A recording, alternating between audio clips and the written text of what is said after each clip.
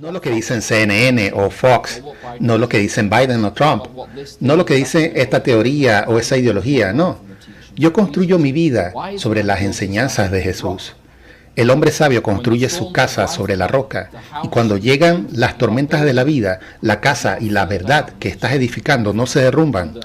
Y la roca sobre la cual debemos edificar, como lo dice el final de Mateo 7, son las enseñanzas de Jesucristo. Entonces, ¿estamos poniendo en práctica las enseñanzas de Jesús? ¿Conocemos las enseñanzas de Jesús? ¿Nos estamos alimentando de las enseñanzas de Jesús? Si no lo estamos haciendo, seremos como los hombres necios que construyen su casa sobre la arena. Y cuando las tormentas de la vida golpeen tu puerta, como lo harán, Efesios 6:13 dice que cuando llegue ese día malo, y llegará a cada hogar, a tu casa, a lo que has construido, se revelará que no es de oro, ni de acero, ni cemento, ni hierro. Será como solo madera y paja, y simplemente se derrumbará. Cuando ves a personas seculares lamentándose por la pérdida de un hijo, lamentándose sin esperanza, te das cuenta de que no han edificado sobre la verdad. Cuando ese hijo muere, sus vidas se destrozan. Pero si conocieran la verdad acerca de Dios y la belleza de la resurrección, podrían ver más allá de la tumba y ver que un día ese hijo les será devuelto. Lo que construyes en tu vida importa. Debemos construir nuestras vidas personalmente como seguidores de Jesucristo sobre las enseñanzas de Jesús. Así que quiero animarte a que, si no haces nada más desde anoche y hoy, comiences a leer y memorizar partes de las enseñanzas de Jesucristo y a ponerlas en práctica en tu vida. Y si alguien te pregunta por qué lo haces, diles que lo haces bajo la autoridad de Dios mismo. Esto es lo que dice el Señor y esto es lo que estoy haciendo. No importa lo que los mandatos puedan decirme, no importa lo que los gobiernos puedan decirme, no importa lo que mi cónyuge pueda pedirme. Mi palabra se basa en la palabra de Dios. Pero los hombres prefieren hacer sus obras en la oscuridad porque prefieren sus pecados. Pero aquellos que construyen sus vidas sobre la verdad vienen a la luz. Es curioso. Justo esta mañana estaba hablando en la escuela sabática sobre mi experiencia misionera en Papúa Nueva Guinea, donde descubrí en mi primera noche allí que cuando no hay electricidad en Papúa Nueva Guinea por la noche, la única luz que tienes es la de tu computadora portátil. Intentaba trabajar en un sermón y como era la única luz en la habitación, aparecieron cientos de insectos revoloteando alrededor de mi cabeza y por toda la pantalla. Es terrible. Y en ese gran centro de capacitación del que les mostré fotos esta mañana, trajeron una de esas pantallas sensibles al tacto donde puedes dibujar cosas con tus dedos. Así que estás allí de pie frente a la pantalla y esta se vuelve negra y descontrolada detrás de ti. ¿Por qué? Porque hay muchos insectos y esa pantalla es la única luz en la habitación. Y así, miles de insectos se sienten atraídos por esta pantalla sensible al tacto y de repente aparecen órdenes e instrucciones por toda la pantalla porque cada vez que un insecto la toca, algo más se activa en ella. Era una pesadilla. Pero el punto es que los insectos vienen a la luz. Nosotros estamos viniendo a la luz. ¿Estás viniendo tú a la luz? ¿Nos estamos alimentando de la luz? ¿O preferimos ocultarnos en la oscuridad? ¿De qué estás alimentando tu mente? ¿De YouTube o de la palabra de Dios? ¿De qué estás alimentando tu mente? ¿De Twitter o de la palabra de Dios? ¿Tus opiniones están formadas? ¿Tu opinión está formada porque es políticamente correcta o porque es la verdad de la palabra de Dios? Y nuestra nación está muriendo. Está muriendo porque cada vez menos personas pueden decir en su vida, así dice el Señor. Hoy voy a hacer lo que Dios dice, no lo que el rebaño espera de mí. Pero si andamos en la luz, como Él mismo está en la luz, tenemos comunión unos con otros, y la sangre de Jesús, su Hijo, nos limpia de todo pecado. Es una hermosa promesa. Si elegimos andar en la luz como Jesús mismo es la luz, tenemos comunión unos con otros. Hay coinonía. Anoche hablamos de tener coinonía con Cristo en sus sufrimientos, en 1 de Pedro 3. Que Dios nos purifica y tenemos comunión con Dios cuando tenemos coinonía con Él en el sufrimiento. Aquí dice que si yo elijo caminar en la luz y tú eliges caminar en la luz, inevitablemente nuestras vidas serán atraídas más cerca la una de la otra, porque todos seguimos las mismas enseñanzas. Y si yo elijo caminar en la luz, pero tú eliges caminar en la luz de Twitter o Elon Musk o alguna otra, habrá una división constante en la iglesia. Debemos ser atraídos hacia la luz, como las polillas de Papúa Nueva Guinea son atraídas a la pantalla de mi computadora portátil. Y así, no solo somos atraídos más cerca de Dios, sino que también somos atraídos más cerca los unos de los otros. Nos damos cuenta de que servimos al mismo Dios, creemos en las mismas verdades, un bautismo, una fe, una esperanza, un Señor y un Salvador, etc. Un mensaje del Evangelio, un Espíritu Santo, un conjunto de dones. Seguimos las mismas instrucciones en el camino de la vida. Y a medida que nos acercamos unos a otros, todas las divisiones que el mundo dice que deberían separarnos se desvanecen, porque somos uno en Jesucristo. Este mundo nos dice que deberíamos estar divididos por líneas raciales, por orientación sexual, por identidad de género, por líneas económicas, por soy de aquí del norte o soy del sur. Esta sociedad se especializa en dividirnos y enfrentarnos unos a otros. Y como cristianos debemos ser una reprensión viviente para el mundo al demostrar que en Cristo personas de todas las naciones, tribus, lenguas y pueblos pueden encontrar una unidad esencial que no se puede encontrar en ningún otro lugar del planeta. Y encontramos esa unidad no cuando nos sentamos y nos tomamos de las manos y esas cosas y tenemos esos momentos emocionales de unión. No, encontramos la unidad cuando venimos a Jesucristo y todos decimos, ¿qué dice Jesús sobre esto? Vamos a ponerlo en práctica de la mejor manera posible. Solo así encontramos la unidad en Jesucristo y podemos ser una reprensión viviente para las ideologías del mundo que nos dividen hoy en día, reconociendo que incluso aquellos que tienen comunión con Dios continuarán necesitando limpieza del pecado. Juan asegura aquí al cristiano que Dios ya ha anticipado nuestra necesidad de perdón y lo ha provisto a través de la sangre de Cristo y del ministerio sumo sacerdotal de Jesús. Si continuamos en la luz, si yo camino en la luz, construyo mi vida en la luz, solo camino donde está la luz. Si hay luz aquí y hay oscuridad allá, no me desviaré por el camino oscuro. Y si todos buscamos caminar en la luz y acercarnos a la luz, tenemos la seguridad de que cuando tropecemos, y lo haremos, la sangre de Cristo nos limpiará de toda injusticia. Y entonces, como nos dice 1 Juan capítulo 5, podemos tener la seguridad de la salvación. Y muchos adventistas mueren sin tener la seguridad de la salvación. Podemos tener la seguridad de la salvación. Pero esta lucha entre el bien y el mal, entre la luz y la oscuridad, afectará a la iglesia hasta el momento de la venida de Cristo. Mi esposa dice que tengo gran habilidad para deprimir a la gente, así que quiero deprimirlos por unos momentos. ¿Están de acuerdo? Deben entender esto. Dice Pablo a su joven protegido Timoteo que en los últimos días vendrán tiempos difíciles, porque la gente será amadora de sí misma, amadora del dinero, jactanciosa, arrogante, abusiva, desobediente a sus padres, ingrata, impía, inhumana, implacable, calumniadora, libertina, brutal, odiadora de lo bueno, traicionera, temeraria, engreída, amadora de los placeres más que de Dios, teniendo apariencia de piedad, pero negando su poder. Él dice, apártate de ellos. Entonces, ¿de quién está hablando Pablo aquí? ¿De la iglesia o del mundo? De la iglesia. Que en los últimos días la iglesia estará dividida. Vimos anoche que habrá apostasía, que el hermano traicionará al hermano, que los hijos traicionarán a los padres, que surgirán falsos profetas, que habrá movimientos cismáticos, que el aumento de la iniquidad en la iglesia llevará a la pérdida del amor en su interior. La iglesia al final de los tiempos estará sin amor, dividida, llena de traiciones, llena de falsos profetas, llena de apostasía, llena de movimientos cismáticos. Eso es lo que leímos anoche.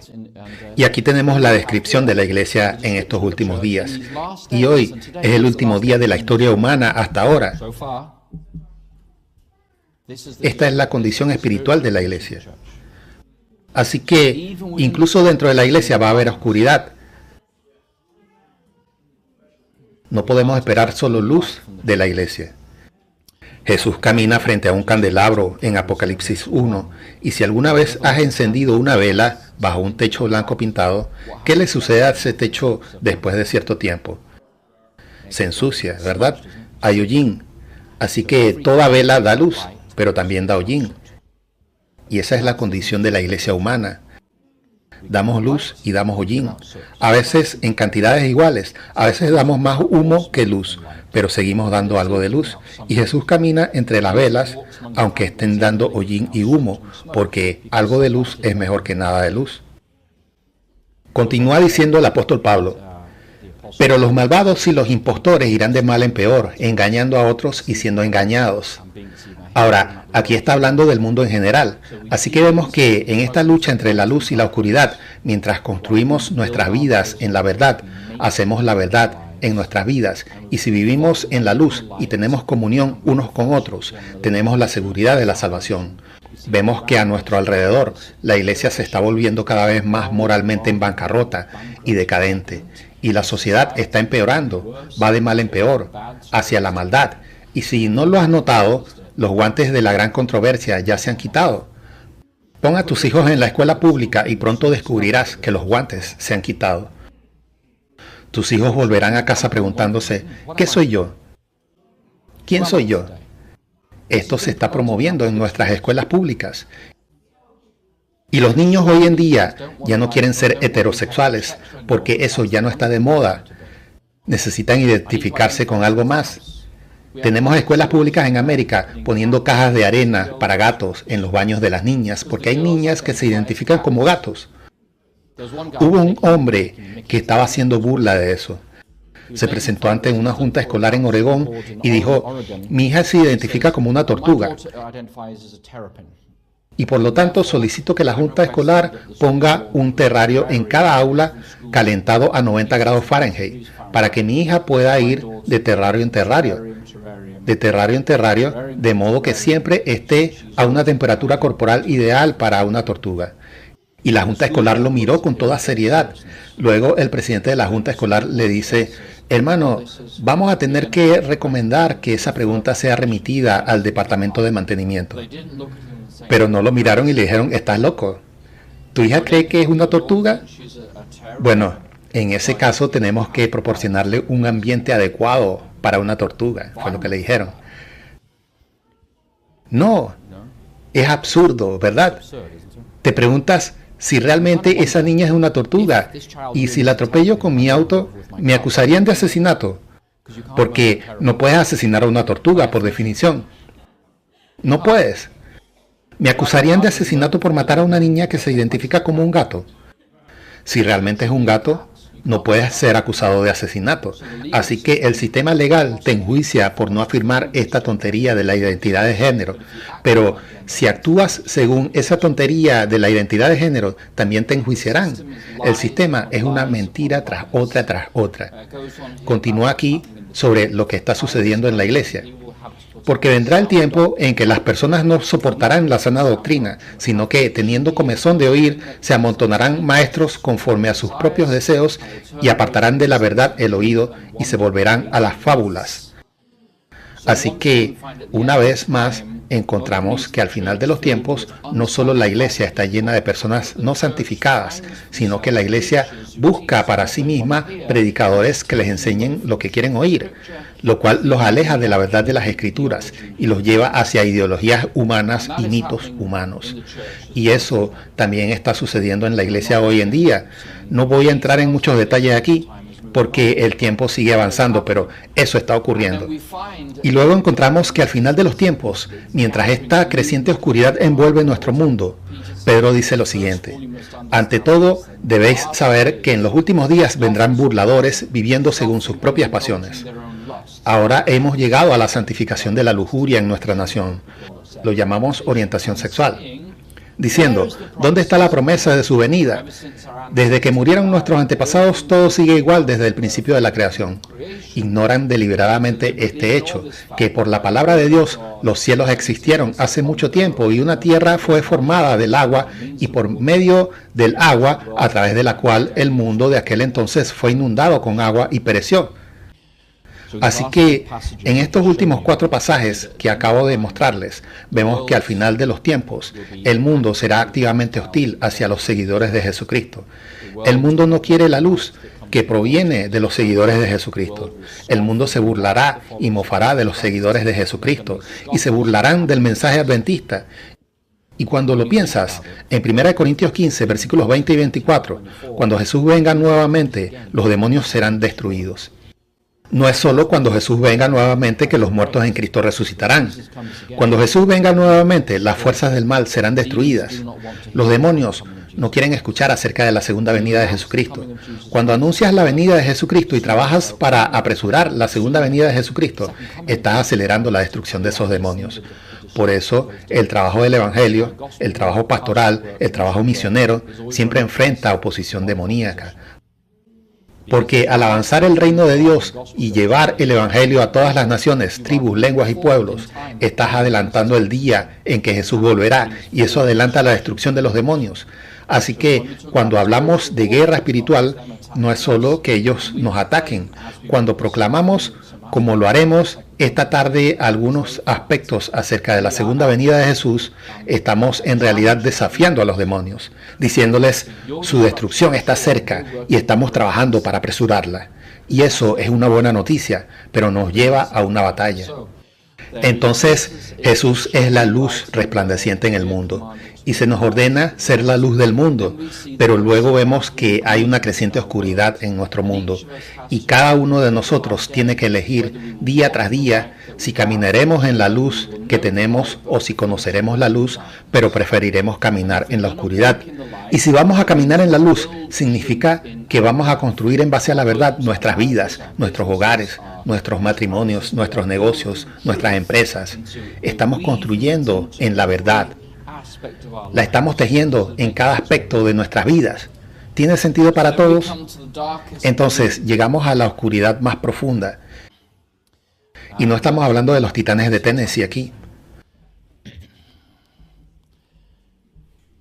Pondré enemistad entre ti y la mujer, entre tu descendencia y la suya. Él te herirá en la cabeza y tú le herirás en el talón. Desde el principio de la historia humana ha habido dos grupos opuestos, la mujer y la serpiente. La descendencia de la mujer versus la descendencia de la serpiente. Puedes preguntarte, ¿quién es la serpiente? Bueno, la mayoría de nosotros lo sabemos, pero para aquellos que no lo saben, explicamos la escritura con la escritura. El gran dragón fue arrojado, esa serpiente antigua llamada el diablo y Satanás. El engañador del mundo entero fue arrojado a la tierra y sus ángeles fueron arrojados con él. Así que tenemos la lucha entre la serpiente, que es Satanás, y la mujer y la descendencia de la mujer. Y el apóstol Pablo identifica quién es la descendencia de la mujer. En Génesis capítulo 3 la palabra descendencia es singular y Pablo la aplica a Jesucristo en particular. Aquí en Gálatas 3 dice, las promesas fueron hechas a Abraham y a su descendencia. No dice y a las descendencias en plural, como si se refiriera a muchos, sino que dice y a tu descendencia, refiriéndose a una sola persona, que es Jesucristo. Así que Jesús es la descendencia de la mujer. Satanás es la serpiente en esta lucha aquí. Pero la descendencia de la mujer también es la iglesia de Cristo. Una gran señal apareció en el cielo, una mujer vestida del sol, con la luna bajo sus pies y en su cabeza una corona de 12 estrellas. Y a lo largo de la historia de la salvación, la descendencia de la mujer, en plural, es decir, aquellos que son fieles a Dios, siempre han estado luchando contra Satanás, el príncipe de las tinieblas. Siempre ha sido así. Comenzamos en Hebreos 11:4 con Abel y Caín. Abel caminó en los pasos de su Padre Celestial. Se dice que Abel ofreció a Dios un sacrificio más aceptable que el de Caín, y a través de esto recibió aprobación como justo. Dios mismo dando aprobación a sus dones. Él murió, pero a través de su fe aún habla. Abel caminó en los pasos de su Padre Celestial, en el camino de la cruz, y se identificó con el Cordero de Dios, inmolado desde la fundación del mundo. Y la línea fiel de Abel murió, fue reemplazado por Set en Génesis 5. Esta línea justa vio una longevidad increíble, como Matusalén, Enoc. Enoc no murió, sino que fue llevado al cielo. Estuvo con Dios. Ya no estaba porque Dios lo llevó, dice Génesis 5:24. Él tuvo un hijo llamado Matusalén, la persona que vivió más que cualquier otra en la historia humana, más de 900 años. Su nombre es una profecía que significa, cuando él muera, vendrá. ¿Qué iba a venir? El diluvio. Justo después de que Matusalén muriera, vino el diluvio. Así que mientras Matusalén estaba vivo, todos sabían que había esperanza. La probación no se había cerrado, pero cuando Matusalén murió, todos sabían que cuando él muera vendrá el fin. Así que cuando Matusalén murió, su vida y su muerte fueron una ilustración viviente en la verdad de la predicación de Noé. Luego llega Noé, quien fue el único justo en su generación. Y en Juan 8:44, Jesús habla a los judíos que lo atacaban. Él dice: ustedes son de su padre el diablo y eligen hacer los deseos de su padre. Él fue un asesino desde el principio y no se mantiene en la verdad porque no hay verdad en él. Cuando miente, habla según su naturaleza porque es mentiroso y padre de la mentira. Así que Caín caminó en los pasos de Satanás, su verdadero padre, quien fue un asesino y un mentiroso desde el principio. Sus descendientes se alejaron de la presencia de Dios y en lugar de dispersarse por toda la tierra, eligieron construir ciudades. Se gloriaron en las obras de sus propias manos. Se olvidaron de Dios en el proceso hasta que llegaron a Lamec, quien introdujo tanto el asesinato como la poligamia en la experiencia humana. Y a pesar de las advertencias de Dios de no unirse en yugo desigual con los incrédulos, los descendientes de Set se casaron con los descendientes de Caín. Así que cuando llegas a Noé, en Génesis 6, solo queda una persona justa en la tierra. ¿Y quién es esa persona? Noé. Sem, Cam y Jafet no son contados entre los justos, ni la esposa de Noé, ni las tres esposas de Sem, Cam y Jafet. Dice que solo Noé era justo en su generación, y debido a que el plan de salvación ahora dependía de la supervivencia de un solo hombre, Noé, Dios decide poner fin a la experiencia humana y tenemos el diluvio. Y podrías decir, bueno, ¿por qué Dios permitiría el diluvio? ¿Por qué Dios mataría a tanta gente? Dios es luz, en Él no hay oscuridad. ¿Por qué el genocidio no se considera oscuridad? Dice que el Señor vio que la maldad de la humanidad era grande en la tierra, que toda inclinación de los pensamientos de sus corazones era solo maldad continuamente. Así que quiero que imaginen algo. Tienes una hija de 16 años, es capturada por traficantes de personas. ¿Qué deseas como padre? Deseas una de dos cosas. Señor, tráela de vuelta a casa hoy o déjala morir hoy. Pero no permitas que viva los próximos 10 años en un infierno viviente. Es decir, un padre amoroso desea la muerte de un hijo atrapado en una situación inescapable de dolor indescriptible. No es la acción de un monstruo en el cielo lo que provoca el diluvio. Es un Padre Celestial que dice: todos estos son mis hijos. Su sufrimiento no tiene salida. Es un acto misericordioso ponerle fin. Así que Dios es un Dios de misericordia. Él permite esto, trae este diluvio sobre la tierra, porque esa es la única manera en que el sufrimiento humano indescriptible puede llegar a su fin. Y después del diluvio llegamos a este hombre, Nimrod. Cus fue el padre de Nimrod. Él fue el primero en la tierra en convertirse en un poderoso guerrero. Fue un poderoso cazador ante el Señor. Algunas versiones dicen contra el Señor. Por eso dice, como Nimrod, un poderoso cazador ante el Señor. El comienzo de su reino fue Babel o Babilonia, Erech y Akkad, todas ellas en la ciudad de Sinar, que es el actual Irak. Hay muchas cosas que podemos decir sobre Nimrod hoy, pero no diremos demasiado, solo algunas cosas. Primero, la Septuaginta, que es la traducción griega del Antiguo Testamento que era usada en la época de los apóstoles, dice que él fue un poderoso cazador contra el Señor. Así que los judíos en la época de Jesús no entendían a Nimrod como un poderoso cazador ante Dios, sino como un cazador poderoso en contra de Dios. No se lo veía de manera positiva. ¿Y por qué Nimrod es visto negativamente? Porque tenía un reino, ¿verdad? Si eres rey, eres un monarca, ¿es correcto? ¿Qué significa la palabra monarca? Un gobernante. Mono significa único o singular. Arche significa cabeza. Un monarca es un gobernante único. Lo que esto está diciendo es que Dios hizo a Adán para que fuera su virrey en la tierra. Se nos dio el dominio sobre la tierra, pero somos responsables ante Dios de cómo usamos los recursos de la tierra. Pero cuando tienes un monarca y una monarquía, estás diciendo que el hombre, el gobernante supremo, no es responsable ante Dios en absoluto. Es solo el rey, solo el gobernante, solo el monarca, y Dios queda fuera del panorama. ¿Me siguen? Así que esta es la razón por la cual la llegada de la monarquía es la llegada del humanismo secular, que dice que no hay un Dios allá afuera. Nosotros resolvemos nuestros propios problemas. No somos responsables ante nadie. Hacemos lo que queremos. Y con Nimrod tenemos la llegada del paganismo moderno. Su reino fue Babel. La palabra Bab-Ilú significa puertas de Dios. Significa que los dioses están de alguna manera distantes, pero ahora los hombres son supremos y soberanos en los asuntos de los hombres en la tierra. Así que con Nimrod tenemos la llegada del humanismo, la llegada del deísmo y la llegada del paganismo.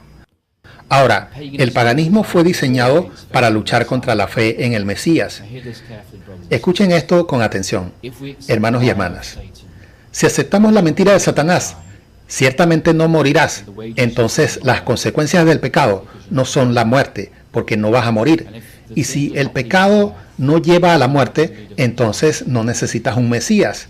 Así que la mentira original te enseña que no tienes necesidad de un Salvador. El paganismo antiguo fue el espiritismo moderno en su infancia, y el paganismo antiguo y el espiritismo moderno están construidos sobre la misma mentira, la inmortalidad del alma. Esta es la mentira fundamental que sostiene el Islam, el catolicismo, el paganismo, el hinduismo, el budismo y el animismo. Todas estas grandes religiones en la historia de la Tierra y en nuestro mundo actual han abrazado la mentira básica de la inmortalidad del alma. Como tal, todas estas son religiones satánicas que luchan contra nuestra necesidad y nuestra fe en el Mesías de Dios, quien fue enviado para tratar el problema del pecado. El secularismo es otro tipo de mentira. Está basado en la mentira de que no hay nada más allá de esta vida. Y si no hay nada más allá de esta vida, entonces no necesitamos un Salvador que te dé vida eterna. Así que tanto el secularismo como todas estas otras religiones provienen en última instancia de Satanás. Ahora, cuando Nimrod murió, se decía que su espíritu se había vuelto inmortal y que voló hacia el sol para convertirse en el Señor del cielo. Su esposa sobreviviente afirmó que su vientre fue milagrosamente impregnado por un rayo del sol y el hijo resultante, llamado Tamuz, se convirtió en el dios sol. Esta fue la primera trinidad falsa: Nimrod, el dios sol; Semiramis, la diosa luna, la reina del cielo; y Tamuz, la estrella brillante de la mañana o el Mesías falso. Esa trinidad falsa se ha extendido por muchas partes del mundo. Les daré algunos ejemplos: Israel, Fenicia, Babilonia, Asiria, Grecia, Roma, Egipto, India, China, México, Escandinavia. Esa trinidad falsa ha volado por todo el mundo y proviene originalmente de Nimrod y de Satanás, insertando el paganismo en la experiencia humana como un sustituto del Evangelio. La astrología moderna es una forma de paganismo que abraza todas las formas del ocultismo. Su autor es Satanás, quien una vez fue Lucifer, el brillante o iluminado. Los guías espirituales de los astrólogos de hoy no son más que demonios. Los dioses estelares principales de los paganos son los dioses de la astrología, que en el pensamiento pagano se cree que son solo emanaciones del único Dios verdadero, que es el Dios Sol, el gobernante del zodíaco, y se cree que Él controla tu vida. Y hoy estas mentiras de Satanás, esta oscuridad de Satanás, son omnipresentes. Impactan cada aspecto de nuestra cultura. Está en nuestro entretenimiento, está en nuestros libros, está en nuestra música, está en el crecimiento masivo del ocultismo, una mezcla de prácticas paganas y en la ideología transgénero. Satanás ya no se esconde. Sin embargo, su acto culminante, cuando la oscuridad está en su punto más profundo, la última y abrumadora ilusión será impersonar la segunda venida de Cristo mismo. Vamos a pasar unos minutos mirando eso. Segunda de Corintios 11:14 dice: no es de extrañar, pues, que Satanás se disfraza como ángel de luz. La hermana White habla de esto de esta manera. Ella dice: Satanás hará maravillas ante los hombres para hacer que el mundo crea que Él es Cristo, que ha venido la segunda vez a nuestro mundo. Se transformará en ángel de luz, pero aunque lleva la apariencia en todos los aspectos, en lo que respecta a la apariencia, Él no es Cristo. Ahora, Jesús nos advirtió en Mateo 24, falsos mesías y falsos profetas aparecerán y producirán grandes, ¿qué? Señales y prodigios. Esa palabra prodigios es la misma palabra que maravillas. Así que señales y maravillas, tengan eso en mente. Él producirá grandes señales y maravillas para desviar, si es posible, aún a los escogidos. ¿A quién intenta engañar Satanás al final de los tiempos a través de señales y maravillas? A los elegidos de Dios. Tengan eso en mente. Segunda de Tesalonicenses 2 habla sobre la parusía de Cristo y la parusía de Satanás. La palabra parusía significa la venida o la aparición. Y dice allí, y entonces será revelado aquel inicuo, al cual el Señor matará con el espíritu de su boca y destruirá con el resplandor de su venida. Esa palabra venida es la venida de Cristo, es la parusía de Jesús. Luego dice, aquel inicuo cuya parusía será según la operación de Satanás, con todo poder y señales y prodigios mentirosos. Recuerden eso, poder, señales y prodigios mentirosos. Así es como engaña al mundo. Y con todo engaño de iniquidad en los que perecen, por cuanto no recibieron el amor de la verdad para ser salvos. Y Pedro describe el ministerio de Jesús en Pentecostés de esta manera. Ustedes, israelitas, escuchen lo que tengo que decir. Jesús de Nazaret, un hombre atestiguado por Dios con hechos ¿de qué? De poder, maravillas y señales. Son las mismas tres palabras. Que Dios hizo a través de él entre ustedes, como ustedes mismos saben. Vamos a juntar todo eso. Mateo 24, versículo 24. Jesús advierte sobre falsos profetas y falsos cristos, que harán señales y prodigios, o una mejor traducción, ya que es la misma palabra, señales y maravillas. La apariencia de Satanás es poder, señales y maravillas mentirosas. El ministerio de Jesús se describe en las mismas tres palabras, poder, maravillas y señales. La diferencia es que la venida preadventista de Satanás, cuando busca engañar a los elegidos de Dios, tiene poderes y señales y maravillas que se parecen y huelen y suenan y se sienten como el ministerio terrenal de Jesucristo, pero es una mentira. ¿Me siguen? Esa es la razón por la cual no basamos nuestra fe en milagros, porque los milagros desvían. Satanás puede hacer que tengas enfermedades increíbles. Satanás puede sanarte milagrosamente de tus enfermedades. No confiamos en milagros para nuestra fe, porque Satanás engaña a través de los milagros. Él no puede imitar la palabra de Dios, pero puede imitar los milagros. Así que leamos sobre la venida de Satanás con más detalle. En El conflicto de los siglos, no me gusta poner texto así, pero lo he hecho hoy. Como el acto culminante en el gran drama de la decepción, Satanás mismo impersonará a Cristo. La Iglesia ha profesado durante mucho tiempo esperar la venida del Salvador como la consumación de sus esperanzas.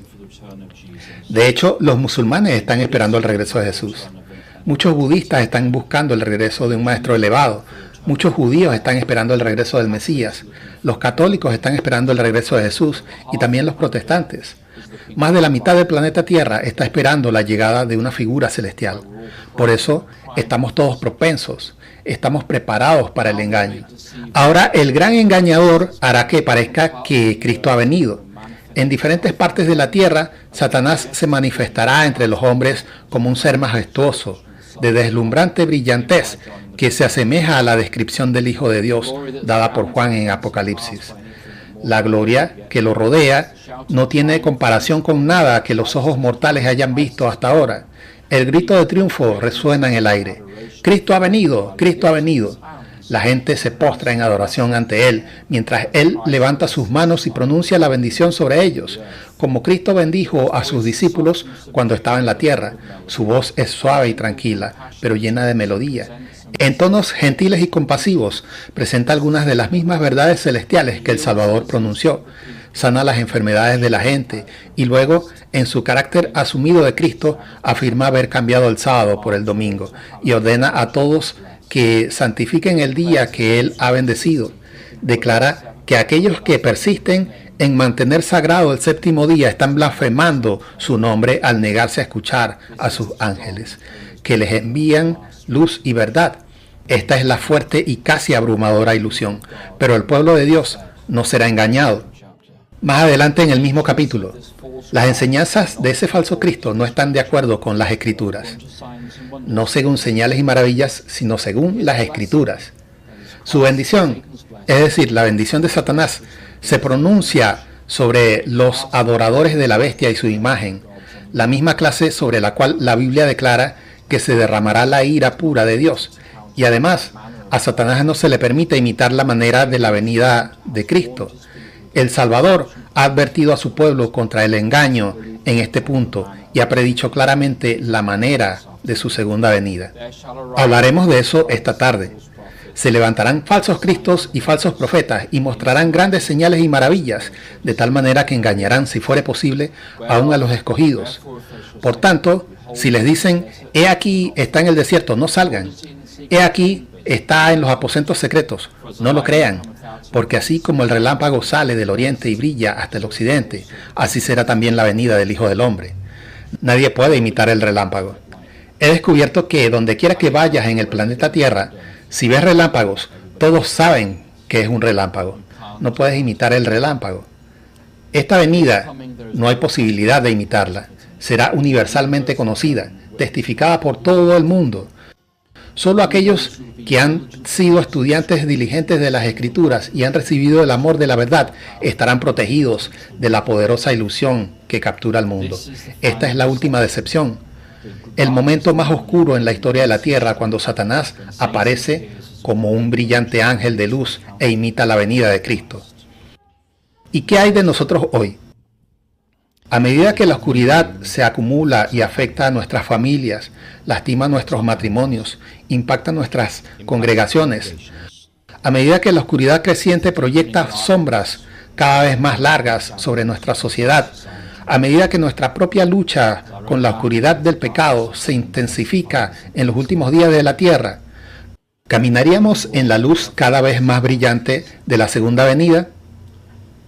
La mayoría de los cristianos miran hacia atrás al Calvario, pero con cada día que pasa el Calvario se aleja más en el pasado y las sombras se alargan, pero como adventistas caminamos en la luz cada vez más brillante de la segunda venida, que se acerca cada día, y la verdad, la luz y la gloria de la segunda venida deberían darnos más y más luz día a día. No estamos llamados a caminar en las sombras cada vez más largas. Estamos llamados a caminar en la luz cada vez más brillante de la segunda venida de Jesucristo. Hoy profesaremos caminar en la luz mientras preferimos en privado la oscuridad y las obras de la oscuridad. ¿O realmente elegimos caminar en la luz y hacer y construir y vivir la verdad de las enseñanzas de Jesús en nuestras vidas profesionales y personales y tener comunión unos con otros y con Jesús como la luz del mundo? Esa es nuestra elección hoy. Así que, en conclusión, un par de cosas aquí. Busquen al Señor mientras pueda ser hallado. Clamen a Él mientras está cerca. Deje el malvado su camino y el injusto sus pensamientos. Que regrese al Señor para que tenga que sobre ellos misericordia. Y a nuestro Dios, porque Él hará que perdonar. Así que si el Espíritu Santo te ha hablado hoy y te ha dicho, hay oscuridad en tu vida, hermano o hermana, esta es una promesa de Dios para ti. Mientras estés vivo, mientras sea de día, trabaja las obras de aquel que nos envió y apártate del pecado. Y si el Espíritu te ha convencido de un pecado particular en tu vida, no endurezcas tu corazón, sino apártate de ese pecado hoy. Cuando llegues a casa, arrodíllate junto a tu cama y confiesa ese pecado ante Dios y recibe por fe el perdón de Dios y pídele la gracia y la fuerza para superar ese pecado y esa inclinación malvada en tu vida para siempre. No dice que Él pensará en tener misericordia de ti, dice que tendrá misericordia de ti. Isaías 1:16. Lávense, purifíquense, quiten el mal de sus obras de delante de mis ojos y dejen de hacer el mal.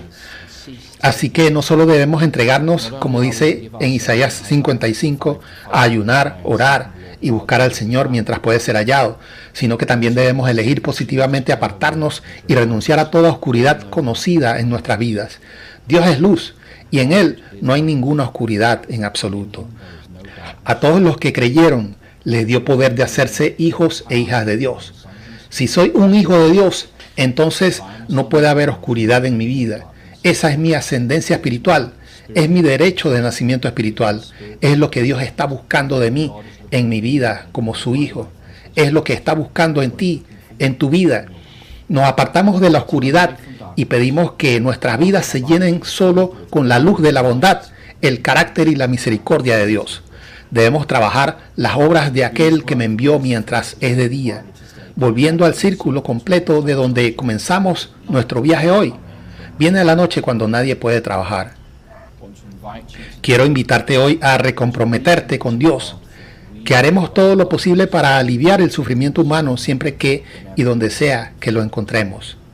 Hagan saber a la gente que la Iglesia Adventista del Séptimo Día de Jasper es un lugar de esperanza para los que sufren en esta comunidad, donde personas de todos los trasfondos pueden venir y encontrar sanación, esperanza y salud para el futuro. Así que comprometámonos a hacer esto. Eso significa dar nuestro tiempo. Es fácil dar dinero, es fácil dar un cheque. Lo difícil es dar tu tiempo. Pero eso es lo que importa. La gente quiere una conexión humana, alguien que se siente y los escuche.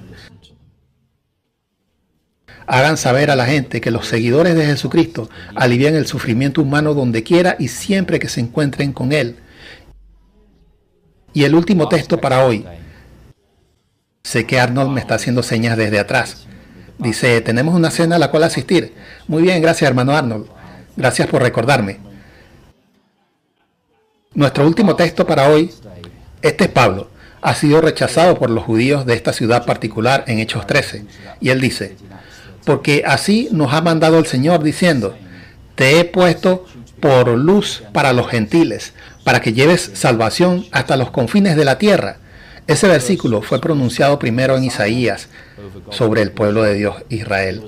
Luego fue aplicado por Simeón sobre el niño Cristo cuando Simeón fue llevado a él en el templo. La tercera vez que se aplica este versículo de Isaías es a la iglesia de Dios, que estamos llamados por Dios para hacer luz para los gentiles, para que llevemos salvación hasta los confines de la tierra. Quiero desafiarte hoy a comprometerte a llevar salvación hasta los confines de la tierra. Piensa en lo que vas a hacer como iglesia. Quizás vas a apoyar un misionero, o tal vez tú vas a ser un misionero. Quizás quieras apoyar a la radio adventista o a Hope TV, pero haz algo en la gran controversia para llevar luz hasta los confines del mundo. Todos pueden hacer algo. En AFM decimos ora da ve. Todos pueden hacer una de esas tres cosas. Hemos recorrido un largo camino hoy, ¿verdad? Hemos llegado lejos. No estoy